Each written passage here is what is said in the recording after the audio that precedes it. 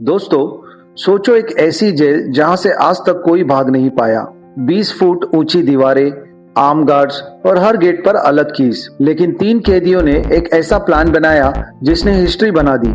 ये है एक true story, escape from Pretoria की, जहां इम्पॉसिबल भी पॉसिबल हो गया। चलिए शुरू करते हैं इस डेयरिंग एस्केप की कहानी। 1970s के दौरान साउथ अफ्रीका में अपार्थाइड नाम का सिस्टम चल रहा था। इस सिस्टम में ब्लैक और व्हाइट लोगों के बीच बहुत ज्यादा डिस्क्रिमिनेशन होता था। गवर्नमेंट ने बहुत सी ऑर्गेनाइजेशंस को बैन कर दिया था जो इक्वलिटी की बात करती थी। इसी दौरान 2 यंग स्टूडेंट्स टिम जेनकिन और स्टीफन ली कॉलेज में पढ़ते हुए अपार्थाइड की हार्श रियलिटी को देखते हैं। दोनों डिसाइड करते हैं कि वो इनजस्टिस के खिलाफ आवाज उठाएंगे। दोनों secretly ANC African national Congress के लिए काम करने लगते हैं। वो लोगों को जागरूक करने के लिए पैम्पलेट प्रिंट करके रात में शहर भर में डिस्ट्रीब्यूट करते हैं। लेकिन एक दिन पुलिस उन्हें पकड़ लेती है। कोर्ट में उन पर चार्ज लगता है कि उन्होंने बैंड ऑर्गेनाइजेशन के लिए प्रोपेगेंडा फैलाया और नेशनल सिक्योरिटी को खतरा पहुंचाया। जज एग्जाम्पल सेट करना चाहता था, इसलिए टिम जेनकिन को 12 साल और स्टीफन ली को 8 साल की जेल की सजा सुना दी जाती है। जब उन्हें कोर्ट से बाहर ले जाया जा रहा होता है, तब स्टीफन एक छोटी सी एस्केप अटेम्प्ट करता है, लेकिन गार्ड्स तुरंत उसे पकड़ लेते हैं। अब दोनों को भेज दिया जाता है प्रेटोरिया सेंट्रल प्रिजन। ये जेल साउथ अफ्रीका की सबसे सिक्योर जेल में से एक थी। यहाँ 20 फुट ऊंची दीवारें थी, उन पर बार्ब वायर लगा था। हर जगह सर्च लाइट थी और आर्म गार्ड्स हर वक्त पेट्रोल करते थे। जेल के अंदर भी सिक्योरिटी बहुत कॉम्प्लेक्स थी। हर गेट को अलग की से मैन्युअली खोला जाता था और लास्ट गेट इलेक्ट्रिकली ऑपरेट होता था। यहाँ वायलेंट प्रिजनर्स ब्लू शर्ट पहनते थे और non violent prisoners grey shirt. जब टिम जेनकिन जेल में एंटर करता है तो एक और पॉलिटिकल प्रिजनर डेनिस गोल्डबर्ग से उसकी मुलाकात होती है। डेनिस एक एक्सपीरियंस एक्टिविस्ट है जो अपार्थाइड के खिलाफ काम करने की वजह से 4 लाइफ सेंटेंस सर्व कर रहा है। डेनिस ने कभी नेल्सन मंडेला के साथ भी ट्रायल फेस किया था। डेनिस उन्हें प्रिजन लाइफ के बारे में समझाता है, लेकिन जब जेनकिन एस्केप की बात करता है तो डेनिस उसे वार्न करता है कि ये जेल से भागना ऑलमोस्ट इम्पॉसिबल है। लेकिन जेनकिन पहले दिन से ही डिसाइड कर लेता है, मैं यहाँ से भाग कर रहूंगा। जेनकिन सीक्रेटली एक और चीज जेल में लाया था। उसने 360 रैंड पैसे एक सिगार कैप्सूल में छुपाकर अपने बॉडी के अंदर स्मगल किए थे। वो पैसे वो डेनिस को दे देता है ताकि सेफ रहे और फ्यूचर प्लान में काम आए। अब जेनकिन जेल के लॉक्स और कीज को ऑब्जर्व करना शुरू करता है। उसका प्लान था वुड से डुप्लीकेट कीज बनाना। शुरू में वो पेपर और स्टिक से लॉक्स मेजर करने की कोशिश करता है, लेकिन ये मेथड काम नहीं करता। फिर जेनकिन एक रिस्की टेक्निक्स यूज करता है। वो जेलर के पास बार बार किसी न किसी बहाने से जाता है और कीज को ध्यान से ऑब्जर्व करता है। फिर वो अपने दिमाग में मेजरमेंट याद रखकर पेपर पर ड्रॉ करता है। वर्कशॉप से चोरी छिपे वुड लाकर वो कीज कर्व करना शुरू करता है। 74 दिन बाद जेनकिन पहली की टेस्ट करता है और मिरेकल होता है। की लॉक में परफेक्टली काम कर जाती है। अब उसका कॉन्फिडेंस बढ़ जाता है।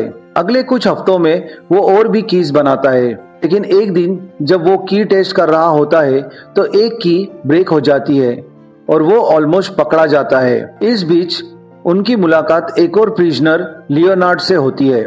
लियोनार्ड का बेटा उससे मिलने जेल आता है। एक दिन मीटिंग के दौरान लियोनार्ड अपने बेटे को कंसोल करने के लिए थोड़ा पास झुकता है, लेकिन गार्ड को ये पसंद नहीं आता और वो मीटिंग तुरंत खत्म कर देता है। लियोनार्ड का बेटा जबरदस्ती बाहर ले जाया जाता है। ये मोमेंट लियोनार्ड को इमोशनली तोड़ देता है।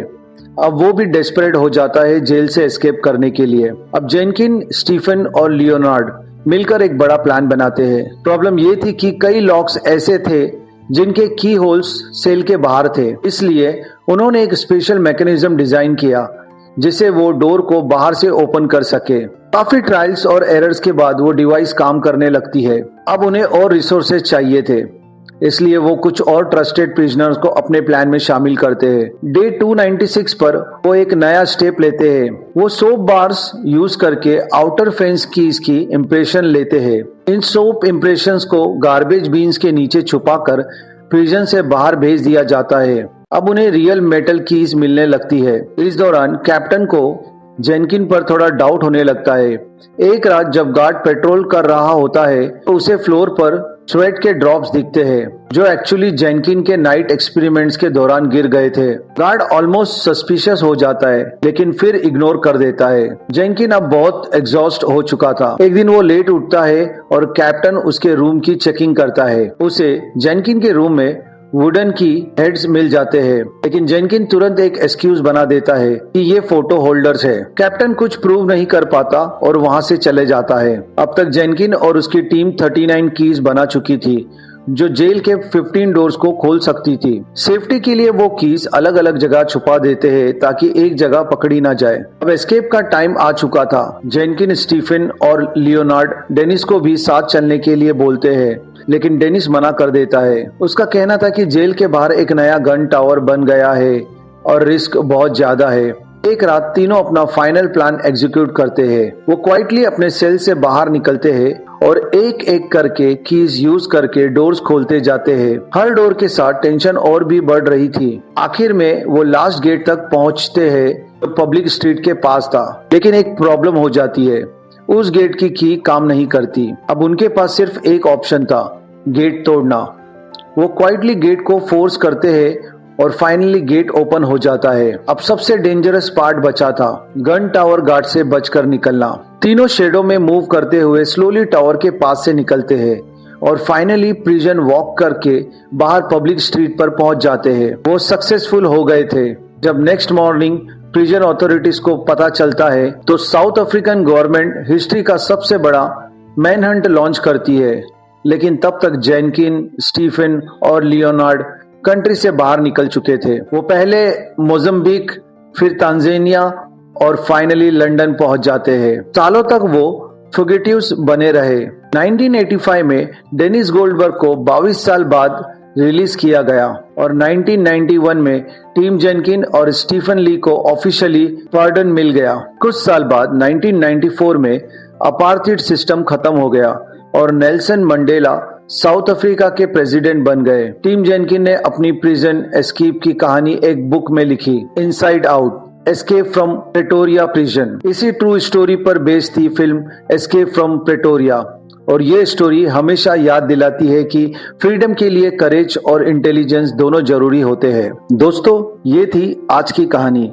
अगर आपको ऐसी रियल और माइंड ब्लोइंग स्टोरीज पसंद आती है तो वीडियो को लाइक जरूर करें और ऐसे ही अमेजिंग मूवी एक्सप्लेनेशन के लिए चैनल को सब्सक्राइब करना बिल्कुल ना भूलें। मिलते हैं अगली एक और जबरदस्त कहानी के साथ। Thank you. Have a nice day.